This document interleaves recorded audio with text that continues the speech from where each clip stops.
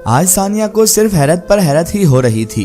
वही कपड़े जो उस दिन वो परिस्तान पहनकर गई थी, आज भी वही कपड़े में वो मौजूद थी।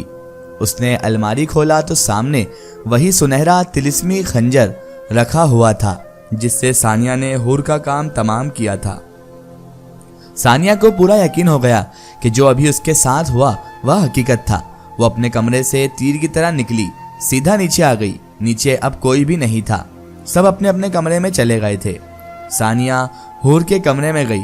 हूर के कमरे में कुछ भी नहीं था, सन्नाटा हर तरफ पसरा हुआ था। ना ही हूर के कमरे में कोई बिस्तर था और ना ही अलमारी, ना ही कोई दूसरी चीज। पूरा कमरा खाली का खाली था।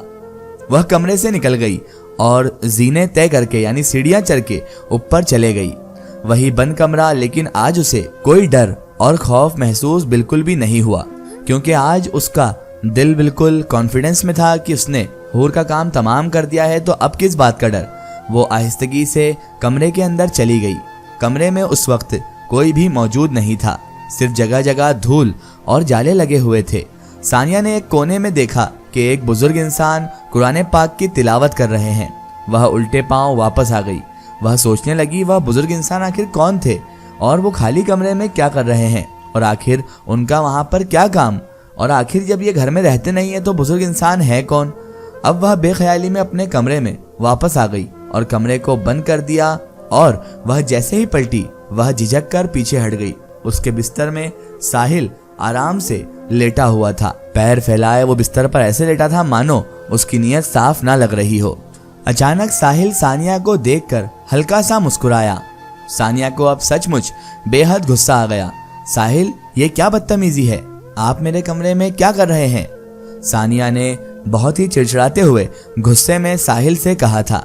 साहिल उठकर खड़ा हुआ और देखते ही देखते साहिल का चेहरा बदलने लगा। उसका लिबास, उसका कद, सब कुछ बदल गया। अब सानिया के सामने सिकंदर खड़ा था। आज सानिया के लिए हैरतों का दिन था। वह पहले ही हैरत में पड़ गई, लेकिन अचानक ही वह सिकंदर को सामने देखते ही दीवानों की तरह दौड़कर सिकंदर से लिपट गई। सिकंदर, अच्छा हुआ आप आ गए। आपको पता है मैंने आपको कितना याद किया। मुझे माफ कर दीजिए, मैं अपने आप से बहुत ज्यादा शर्मिंदा हूँ। मैंने आपसे बहुत बेरुखी से पेश आई थी। सानिया खुद को संभाल ना पाई और वह अपने ही मोहब्बत के बहर में बह गई। शर्म और हिजाब आते ही वह अलग हुई और उसकी नजरें शर्म से झुक गई थी। वल्लाह सानिया, मुझे नहीं पता था तुम भी मुझसे मोहब्बत करती हो, सिकंदर ने मोहब्बत भरे लहजे में कहा। सानिया कुछ देर खामोश रही। आपने साहिल भाई को कहीं मार तो नहीं डाला है, और घर वाले मुझे पागल क्यों समझ रहे हैं?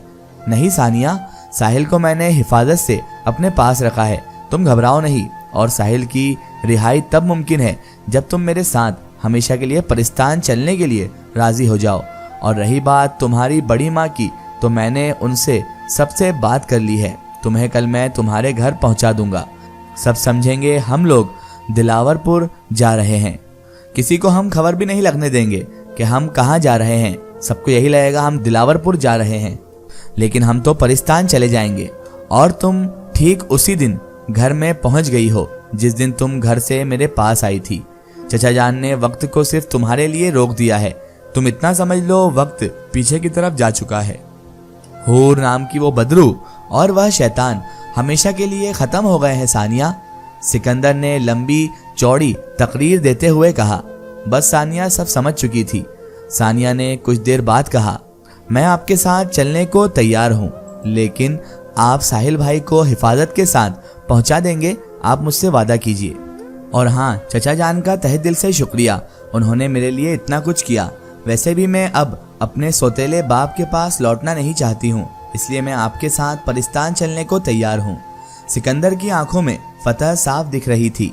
सिकंदर कमरे से चला गया और सानिया अपने आने वाले हसीन मुस्तकबिल के बारे में सोच सोच कर खुश होने लगी। सिकंदर जैसा खूबसूरत नौजवान और एक ऐसा शहजादा जो कि परिस्तान का शहजादा है, जिनजादा है, उसे अपना हमसफर बनाकर वो बहुत खुश थी। रात को बड़ी माँ ने सानिया का सामान समेटने में उसकी मदद की।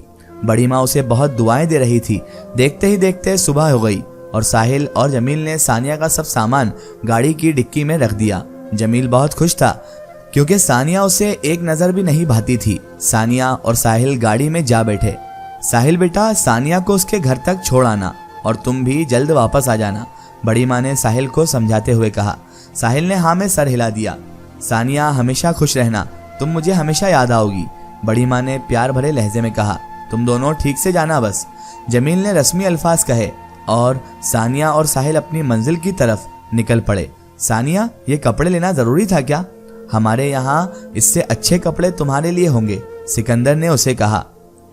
हम फिलहाल इंसानों की बस्ती से निकल रहे हैं, अगर खाली हाथ निकलते ना तो सबको शक हो जाता, सानिया ने सिकंदर की तरफ देखते हुए उससे कहा। ओहो अच्छा, तुम्हें पता है तुम्हारी आने की तैयारी में चचा जान ने बहुत अच्छे से बहुत ज़रा इस्तकबाल का इंतज़ाम किया है। आज रात को हम दोनों का निकाह होगा और तुम हमेशा के लिए मेरी हो जाओगी, तुम बन जाओगी परिस्तान की मलिका, सिकंदर ने प्यार से उसके गाल को छूते हुए कहा। सिकंदर ने सानिया के आंखों में हाथ रख दिया और वह दोनों परिस्तान पहुंच गए। सानिया ने आंख खोली तब उसने वापस खुद को महल में पाया। सामने सिकंदर के चचा खड़े मुस्कुरा रहे थे। सानिया दौड़कर चचा के करीब आ गई और चाचा जान ने सानिया के सर पर प्यार से शफकत से हाथ फेर दिया और सब मिलकर खुशियों में मशगूल हो गए। इधर साहिल को होश आया तो उसने खुद को अपने घर के बाग में पाया। वो उठा और सीधा घर की तरफ गया। अरे साहिल, तुम वापस क्यों आ गए हो? और सानिया कहाँ है? माँ ने साहिल को देखा तब हैरत से पूछा। सानिया मेरे पास कहाँ से होगी, वह तो अपने अब्बा के घर में होगी, साहिल ने बड़ी अम्मा से कहा। साहिल, मुझे बेहुदा मजाक बिल्कुल भी पसंद नहीं है, और तुम ये नाइट ड्रेस क्यों पहने हुए हो? तुम जब यहाँ से सानिया के साथ निकले थे तो कुछ और पहने हुए थे, बड़ी अम्मा ने बिगड़ते हुए कहा था। आप फालतू का मुझे डांट रही हैं, मैं सानिया के साथ घर से कब निकला? मैं तो परसों रात को सोया था और किसी ने मुझे बेहोश कर दिया और आज जाकर आंख खुली है। मैंने खुद को आज बाग में पड़े हुए पाया है, साहिल ने झुंझलाते हुए कहा। मेरी बड़ी माँ पर हैरतों का पहाड़ टूट पड़ा था। अगर वह साहिल सच कह रहा है तो वह इतने दिन से कौन था जो साहिल की शक्ल में हमारे साथ था, और आज वह सानिया को भी ले गया, लेकिन आखिर कहाँ ले गया वो? उसके बाद बड़ी माँ, साहिल, जमील सब हैरत में थे। बड़ी माँ ने साहिल को सानिया के घर भेजा, यानी उसके सौतेले बाप के पास, कि सानिया वहां पर पहुंची भी है या नहीं, और वो शख्स कौन था ये तो एक हैरत का बहुत बड़ा मसला बन चुका था। और ये सब यही सोच रहे थे कि इतने दिन से हमारे साथ कौन शख्स रह रहा था। फिर उसके बाद सानिया को बेहद तलाशा गया, लेकिन सानिया अब इस दुनिया में थी ही नहीं, बल्कि वो तो सिकंदर अपने हमसफर के साथ परिस्तान चली गई थी और वहां खुशियां समेटे अपनी जिंदगी गुजार रही थी।